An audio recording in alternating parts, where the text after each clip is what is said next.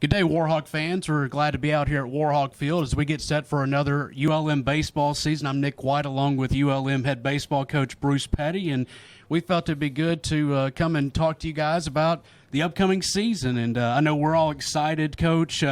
Last year left a little bit of a bitter taste in all of our mouths, and I know for you and your squad and your coaches, you're anxious to get back out here on this diamond and kind of make things right from last year. Yeah, this is the third year in a row now that it's come down to that last weekend, and what we need to do is take care of our business earlier in the season instead of coming down to the rival weekend with Lafayette. And we've always played them very tough, but we need to get over that hump. And again, we saw some things that we needed to correct, and we feel through the recruiting we were able to do that. And Coach Fulmer and Coach Smith did a great job, and Coach Alexander gives the best tours around. So we were able to get some really talented kids to come in here now and get ready to start on Friday evening. You know, whenever I think we start talking about this upcoming season and we look at something, staff continuity is something that's really big, and you've got continuity now. This is your staff, your guys. They know what to recruit to, what to bring in here. They know the facilities. And how do you think these guys have handled it now with a couple of years under their belts? Well, I think that's one of the biggest things. You need, one, the kids need to know that these coaches are going to be there for them. They get accustomed to how they're teaching them, what's expected of them, and really the process that we're putting in as far as a coaching staff. So that's huge for us. And we have to be a team within the team. And if there's mixed emotions and the continuity is not quite there, that goes over to the players then, and then it goes out to the field. So we all have great relationships with each other. We all know each other, our strengths and weaknesses.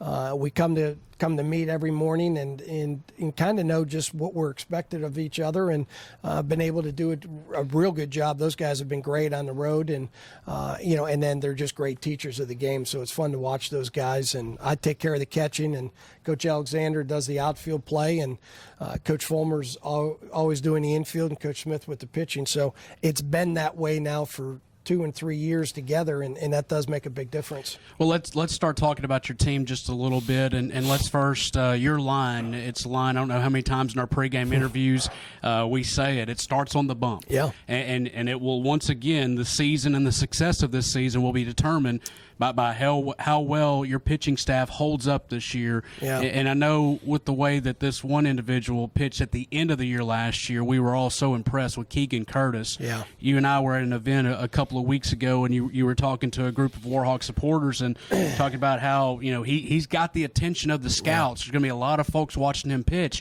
mainly because of what he did at the end of the year. What's he been topping out as, and what do you expect out of Keegan this year as your number one guy? Well, he's been very consistent right now. The other day he was 95, 96, touching it. He's pitching pretty comfortably right now, and this is the beginning of the season. He's pretty comfortable at 92, 93 right now, and again, that always is going to increase as the season continues to move forward. But his big thing is the command of the baseball now, and plus his secondary stuff is really he's got swing and miss stuff with that slider and breaking ball, and his changeup has always been very good. So we're going to put him in a role like we did last year with Boucher. We're going to keep him at Saturday. That way he's got a chance to either win that 3-game set for us or give us a chance to win it on Sunday. But there's not a big difference between the guys that we're going to run out there this first weekend, and which is more of a pleasant problem. We haven't had that recently, so we're excited about that. But yeah, the strength of the pitching staff, the depth of the starting options is big, because we've got, I think, 2 or 3 weeks with multiple midweek games. But the bullpen has really matured. You've got Cater finally back to full strength. He was 92, 93 again the other day. Schwanner's above 90 now. Hendricks is 90 plus. But let's not get lost in the velocity number. It's still what they're doing against the bats and the types of swings. But very, very pleased with how all the staff members have done. Getting Derek Martin back is going to be huge for us. So a lot of good things are going on out in the bump. And you're right, though. That's at the end of the day, we're going to look at it at the end of the year, just like everybody, what their pitching did for them. With any baseball team, who you run out there this opening weekend against Dallas Baptist might not be the same 3 guys. Sure. Injuries happen. Guys getting, we just mentioned injuries, but getting hurt, but also maybe not living up to the expectations. But For this opening weekend against Dallas Baptist, do you have an idea of what your rotation will be? Yeah, it's going to be Josh Leone is going to, a fifth-year kid who, coming out of high school was as good a get as ULM could get at that point, was a terrific arm. And he's battled through some arm injuries and some other things that have gone on. And this is the first year, for me at least, that he's been totally healthy. He's really looked good through these three inter-squads that he's thrown. Keegan will go on Saturday, and then Chase Beal, a big 6'6" kid out of Yavapai, won a national title last year, will take that Sunday game. Big kid as yes, well. He is. He's definitely a presence out there on the mound. Yep. Let's talk about your relievers a little bit, and I guess, and we'll get to them whenever we get into the fielding positions as well. But you got a guy like Anthony Herrera now, and I believe, in my opinion, coach, the unquestioned leader of this baseball team. Yep. I had a conversation with him on Friday out here at the meet and greet, and we talked about just that, about he's taking a little bit of ownership. This is his team now, and I said to him, well, you're the leader now, Anthony, and I think he understands and embraces that. What have you seen from him, and what do you expect out of him both in the field and coming in and closing these ball games? Well, he, as you know, as well as anybody, he's as big a competitor as anybody. We had a little chat yesterday about it when I saw him get out of the car when he first showed up for a recruiting visit, and I was like, this little skinny runt's going to be – he's supposed to be a dude for us, and didn't give up an earned run in high school his senior year, and he's been everything that we thought he'd at least hoped he would end up being. High energy, plays multiple different positions for us. He's played third, he's played short, he's played second. He'll be at short this year, and then coming in and closing. He'll get the school record for saves this year, and he wants the baseball. He wants to be at the plate. He wants to make the play to win that game, and you don't have that always with a lot of your kids today. A lot of kids shy away from those expectations and don't want to look to be that hero. Well, Anthony does, and he also understands when it doesn't go his way. He's pretty tough on himself, and that's something that we've seen with the maturity from a freshman to a senior. He's really getting more comfortable in that role, and he and Keegan Curtis were just named captains the other night, and they're the two right guys. They've been in this program. They've seen it, where we're headed with it, and they're going to embrace that role. So we're excited, for those two guys. My biggest problem with Anthony Herrera in late game situations, he liked to add a little too much drama to the situation. Well, I think he just did that just to put more pressure on himself. Sure. I remember at Troy last year, loading the bases. It seemed like the game was in hand, and he just wanted a one-run ball game with the bases loaded. I believe, to put a little more pressure on all of us, and maybe send us to an earlier grave than we would hope for. Again, the gray hair. Well, I'm starting to get some. Anthony might program, be responsible for a little bit of that. You may get some gray hair, but he's certainly. It's either he's going to go in and be lights out, or it's going to be a struggle. Just for this pitch just missed, whatever it might be. But he always seems to come through. And that's a luxury that we have, is to have a guy like that at the end. Any championship team has to have a guy at the end, and we have that in Anthony. So he's going to anchor the infield, moving over to shortstop. But in late game situations, whenever you're in position to win a ball game, he's going to come into the mound. What will you do defensively to kind of adjust there? We have a young freshman out of Tioga, Louisiana, Brady McGahee. Last night I may have called him something different, which I know I did, but Brady's dad played at La Tech, played up into the AAA, was a really, really good player. He's got really good baseball instincts, and defensively he's ahead of where he should be as a freshman coming in. Offensively, we still got some work to do, which is common, but he the other day just made 2 diving plays in the game, our last inter-squad, so we have no hesitation to run him out there. We're excited this weekend. It's 3 games on turf, and hopefully we'll be able to use Anthony Friday and Sunday, give him Saturday off. And so Brady's going to get right in there as a freshman, and that's only going to help us for next year as Anthony, leaves the program after his senior season. There are some voids in this infield now that you got to replace with some seniors that are now gone. Who's going to take over at first base, at third base, and then obviously assuming Anthony's roll over at second? We've got an interesting deal going on over at first base. Turner Francis is as simple of a hitter as there is. Knows himself very well. His dad's a high school coach at Minden High. Very well-schooled kid, and played at Eunice for 2 years. But Will Daniels may be the hottest hitter that we have, and has been for this spring, and had a great fall for us. Just hit another home run the other day. Will's going to get in there. It's probably going to be more suited as the DH role, but so probably those two kids, Turner Francis will anchor it over at first to start off with, and Will probably be more so of the DH. But it's a pleasant problem. Will has really come, and that's a local kid that's had to hear a lot of the naysayers, and I'm so happy for that kid and his family that things are. It's a process. People don't realize that. They just think that, if you have big numbers in high school, you're just supposed to come here it's not the way it works at this level. And especially with the schedule that we play, 1A baseball in Louisiana to Division I baseball and playing the teams that we play, it's a process. And boy, he's really done a great job for us at this point. What about over at third base and at second base? Well, third base, Chad Bell, Johnny Dela Cruz are both transfers. Chad Bell came in from Western Nevada. I flew out to California this summer to see Johnny Dela Cruz, and also knowing that Western Nevada dropped their baseball program, and I knew their coach very well, and I was looking at the roster and to see Johnny, but then I see, Chad Bell, freshman, good body, 6'3", left-hand hitter. Saw him take BP, played a couple different spots during infield, outfield, and I just checked with Johnny, and just said, hey, get me Chad's number, and let's see, if he's got an interest or whatever, and strong power left-hand hitter. Really going to be, he's got as sweet a swing that we've had here in a while. And Dela Cruz is really going to hit for us as well. So we got a righty and a lefty over there. Chad will probably get the start, right out of the gate.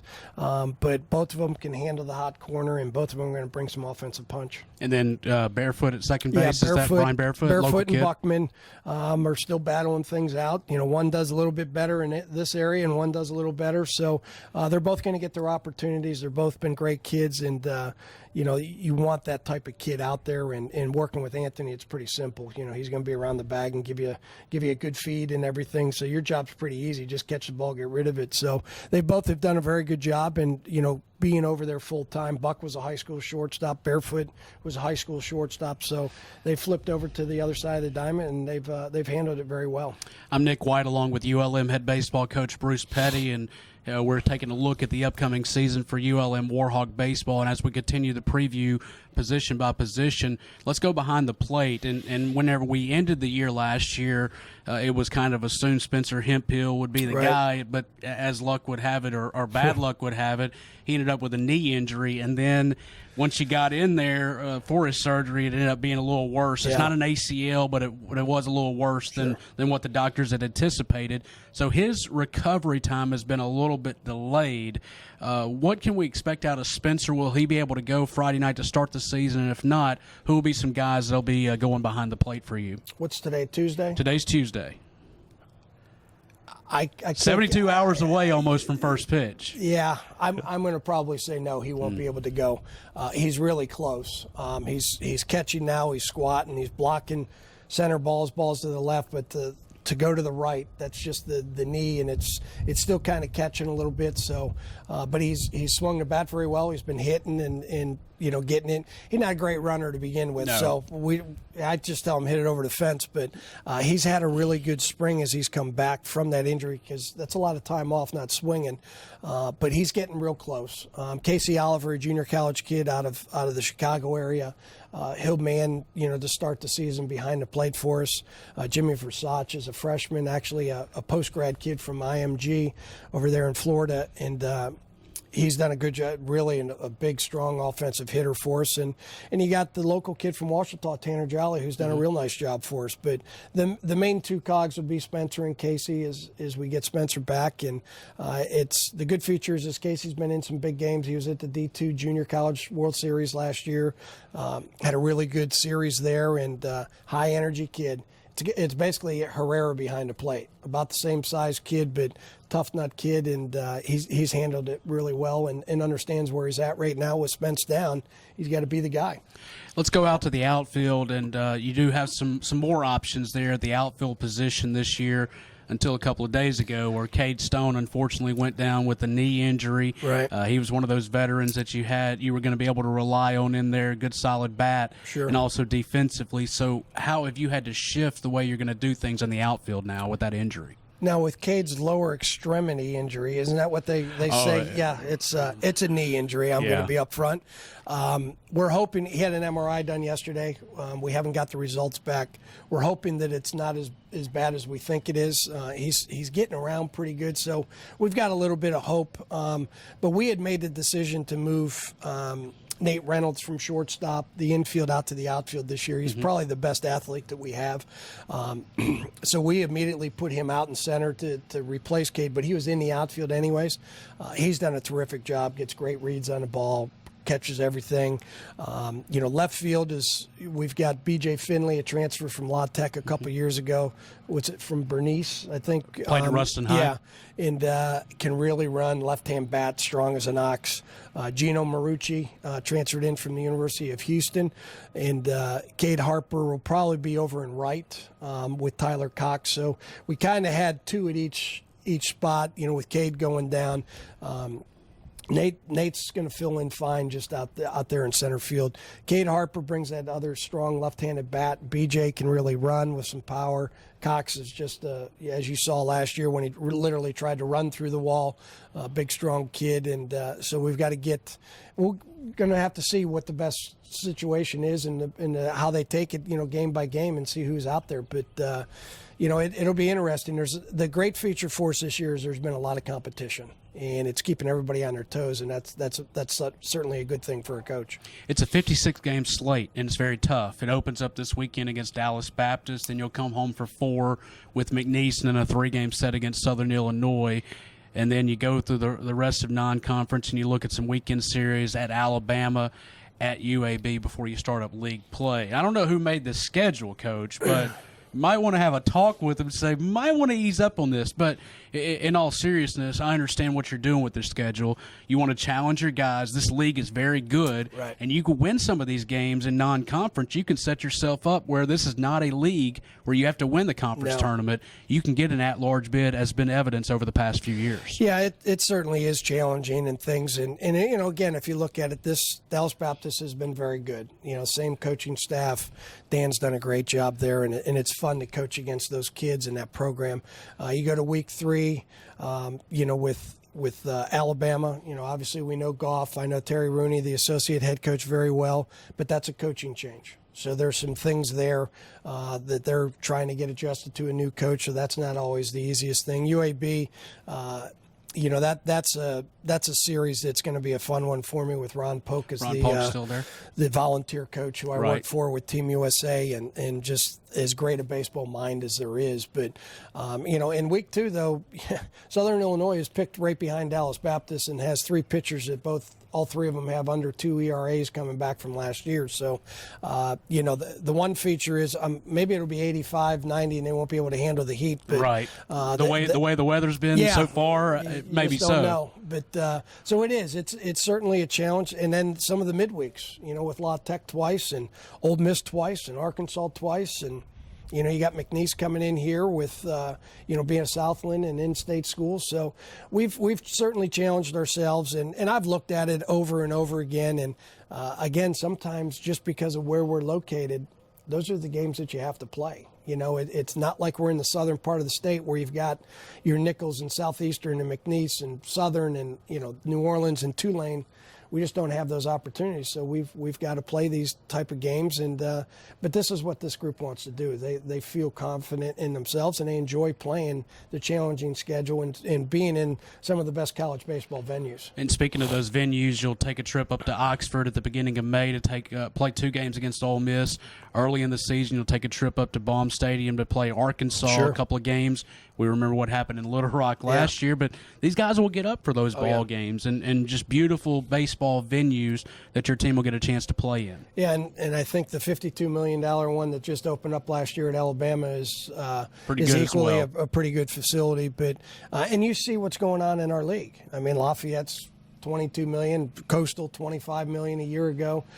People are putting money into baseball, and it's the second highest revenue-making sports beside men's basketball. Take out the football.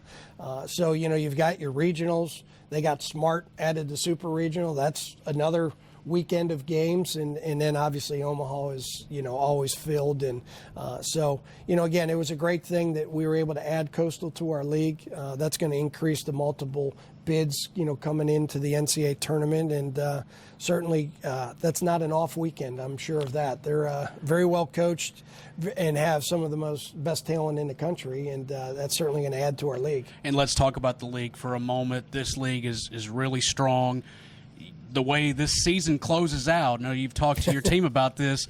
You want to be. I didn't do that schedule. That you part's did not. mine. You had no control over this portion of the schedule. But whenever we look at the teams that you'll be facing, 3 regional teams coming into Warhawk Field: South Alabama, also Coastal Carolina, the defending College World Series champions, and you close out the year with ULL, sandwiched in between the Coastal and ULL series. You got a trip down to Troy. UT Arlington coming in here, trip to Texas State once again. This league, top to bottom, solid, very, very solid, and you have to play at your peak level for those 30 ball games. Yeah, and that's why the schedule is what it is early on. Anybody that we play in that early portion of the schedule, we're not going to be wowed by anybody once our conference starts. So that's part of the plan. Certainly we'd love to get out of the gate and have a great non-conference schedule or record coming in, but again, that's, to me, is our preseason to find out who is the best 3 outfielders, who needs to be over at this place, what is the pitching rotation at that point. So, again, without challenging yourself, I mean, it's not, I gave up a long time ago about having my career record. I could have a lot more if I would play the teams that a lot of people have played, but I enjoy playing against some of these best programs in the country, coaching against them, and giving my kids that opportunity, because that's the stuff that they're going to remember. So we're excited, and certainly the league is top to bottom as good as it's been. I saw one poll, I think it's ranked 5th in the country for strength of the league, so we know what we're up against, and that's only going to help us for the NCAAs at the end of the season. ULM baseball season opens up this weekend, a 3-game set at Dallas Baptist. Friday, Saturday, and Sunday. Home opener February the 21st against McNeese State, 6 p.m. right here at Warhawk Field. And then the opening weekend series against Southern Illinois next Friday, Saturday, and Sunday. Season tickets still available. Go to ulmwarhawks.com or call 342-HAWK for your season ticket information. Coach Peddie is here. I know you're excited, and I'm looking forward to some Warhawk baseball action this year. I appreciate it. Thank you, Nick. All right, go to ulmwarhawks.com, and thanks, everybody, for tuning in today.